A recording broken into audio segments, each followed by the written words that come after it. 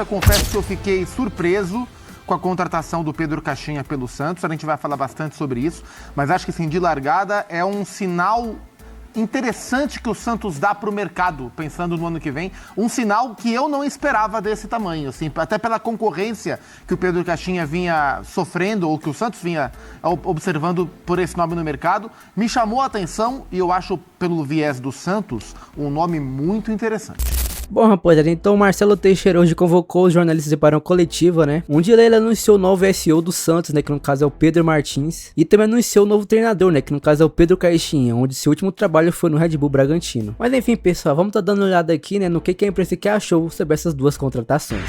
Sim, companheiros!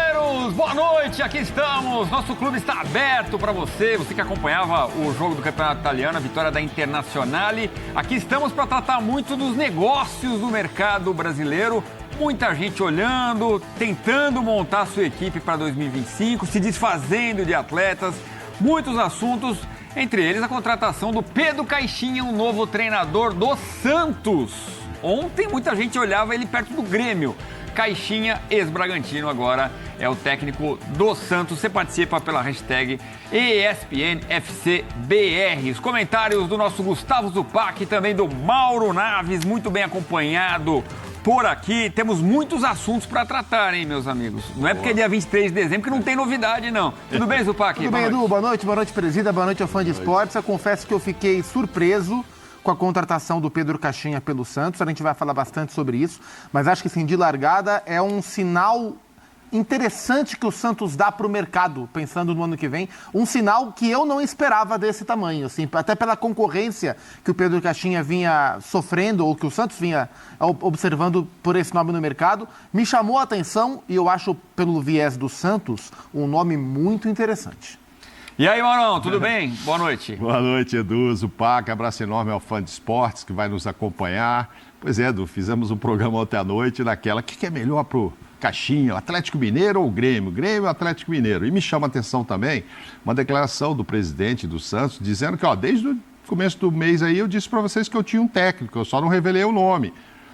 Ou seja, será que o Caixinha já estava trabalhando na montagem desse Santos? Foi o que o Marcelo Teixeira quis dizer. Eu também entendi assim, vamos ver se ele deixa isso mais claro, porque aí eu te pergunto, mas aí o Caixinha ficou conversando com o Grêmio, ficou conversando com o Atlético? O Galo foi para a Argentina, fazer o quê?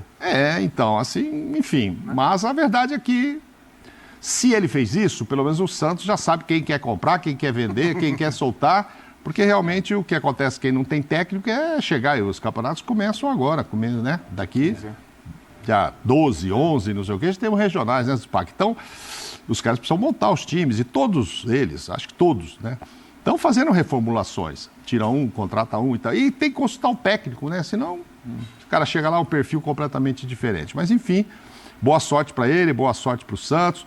Vamos saber agora, o Santos também anunciou junto o novo CEO, né? Pedro Martins, é isso? Isso. Que era do Botafogo. Que era do Botafogo. E também trocou pelo Santos, enfim, deve ter visto vantagens nisso. E que vai participar, né, segundo a entrevista de hoje, dessa montagem do time junto com o Caixinha. Então, se o Caixinha estava montando o time, era mais ou menos, porque o CEO não estava lá. Né? Então, talvez comece a ser a partir de agora. Enfim, já tem algumas indicações. E vamos saber as funções de outros que estavam lá, inclusive do Alexandre Galo, que foi quem fez negociações até hoje, né? Participava aí há 2 anos, se eu não me engano, ele está lá, então 23, 24, ele que fazia esse tipo de negócio. Vamos ver se ele continua, se ele não continua, e qual vai ser a nova função com a chegada do novo CEO, Pedro Martins. Mas legal, é isso. A gente brinca aí, eu gosto de dizer que dezembro é o mês da agricultura esportiva, muitas plantações de notícias, então algumas são plantadas mesmo. O Caixinha não foi para o Grêmio, o Caixinha não foi para o Atlético, mas tem muitas confirmações, mesmo estando, como você disse, no dia 23 de dezembro. Agora, Grêmio e Atlético Mineiro são os dois times que precisam contratar técnicos, né? São os dois únicos, aliás, da Série A, ainda sem a definição do treinador para 2025. Bom, nesse tema, Pedro Caixinha, treinador do Santos, e tem um novo CEO, como o Mauro Naves destacou. Vamos ouvir, então, Pedro Martins, sua primeira participação como patrão ali do Santos. Eu entendi que o Pedro Caixinha fazia e faz muito sentido para a identidade de clube que a gente quer montar. Primeiro, que é um profissional que trabalha muito bem com o jovem, ele tem isso dentro dele, é um cara que conhece muito bem os jovens que atuam hoje no Brasil. É um treinador que procura sempre um jogo muito intenso e agressivo. Os times dele são sempre muito intensos e agressivos. É uma equipe que está buscando a todo momento o gol, né? É um time que está com fome sempre, né? E é um treinador que quer projeto. Quando a gente senta para conversar com ele, a primeira coisa que ele fala é assim: eu não estou aqui só olhando a camisa do clube. Eu quero saber o que esse clube tem de pretensão, de ambição, e como ele vai avaliar meu trabalho também. Porque esse é um grande ponto, né? A maioria das vezes, quando os clubes ligam para um treinador, eles só falam do sucesso, né? Eu quero que você ganhe isso. Ninguém fala sobre como, de fato, você vai avaliar o trabalho do treinador, sobre como você quer jogar, qual que é a tua pretensão, qual que é o nível de integração com a base que vai ter, qual que é o nível de integração com o staff da casa. Todos esses pilares são fatores fundamentais para você tomar uma decisão com relação ao treinador. Eu conversei sobre cada um desses detalhes com o Pedro Caixinha. E aí ele achou que o projeto do Santos era o melhor. Tá aí o Pedro Martins, então, Xará falando com o Pedro Caixinha, é uma boa entrevista, né? Porque a gente fala tanto da profissionalização e ele falando do processo, né? Da integração, o que quer, da base e tal. E aí a gente vem com aquela ideia que o Santos tem muito forte, né? Um DNA de um futebol agressivo, de lançar jovens.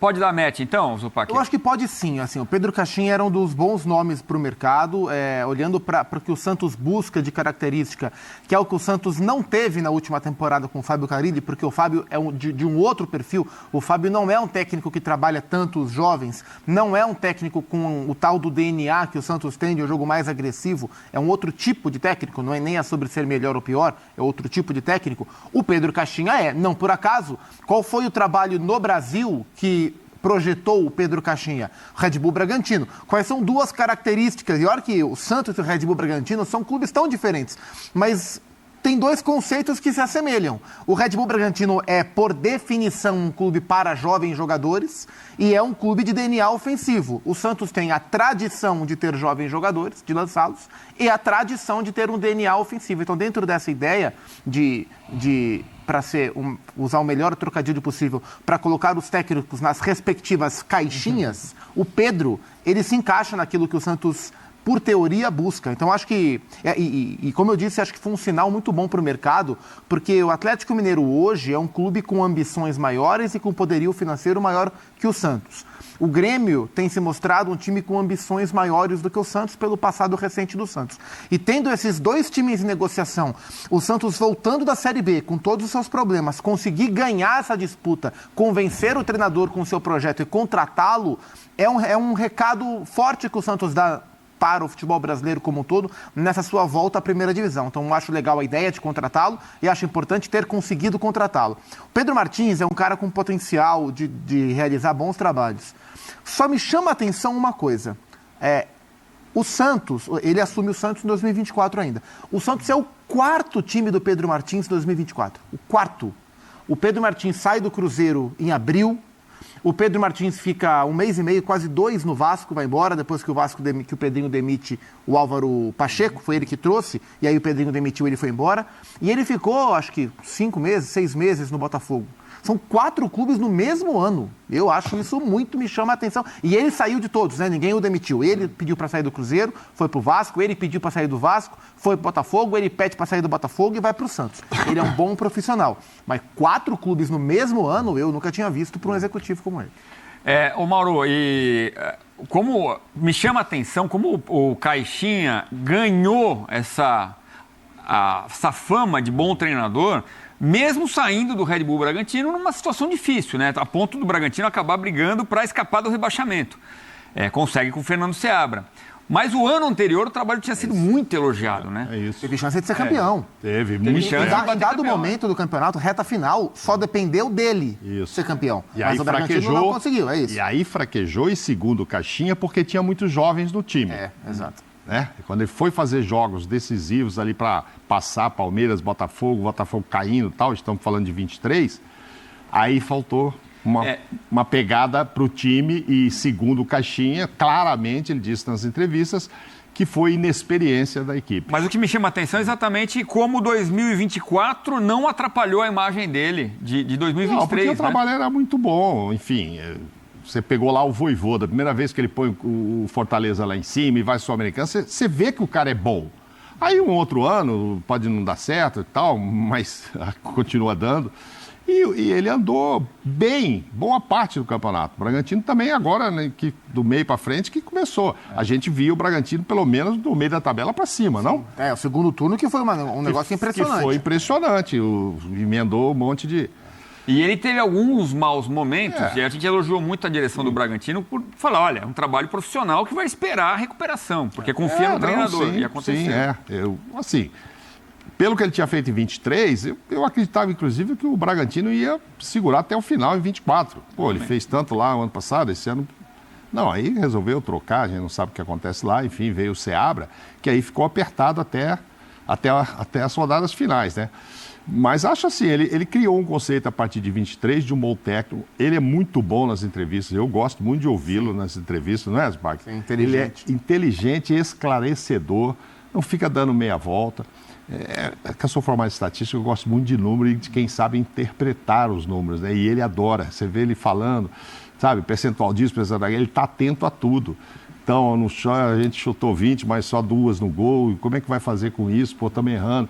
Ele vai mostrando o que está errado, assim, claramente e tal. Sem ficar entregando o grupo, até entregando o trabalho dele, ó, o que não está funcionando, o que está funcionando. Então, acho que ele ganhou esse conceito, sim, por isso tão procurado. É o técnico estrangeiro, mas esse já estava por aqui, né? Porque quando sai técnico, a gente fica pensando qual é o próximo que vai vir lá de fora, etc. Argentino, Já português, pula aquela etapa tal. Da adaptação ali, né? Ele é legal. Agora, ele tem isso aí, a gente acabou de ver na entrevista do Pedro.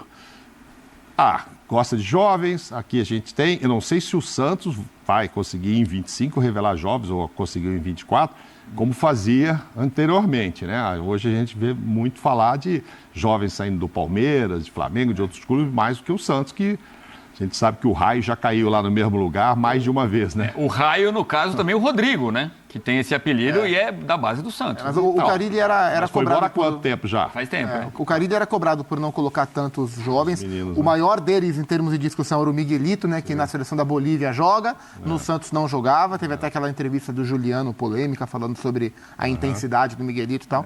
Acho que o Caixinha vai ter esse olhar. O Mauro citou o Vojvoda, e há algo em comum, e eu acho isso muito interessante nos dois, no Juan Pablo Vojvoda e no Pedro Caixinha, que é o clube que eles passaram na Argentina, o Tajeres.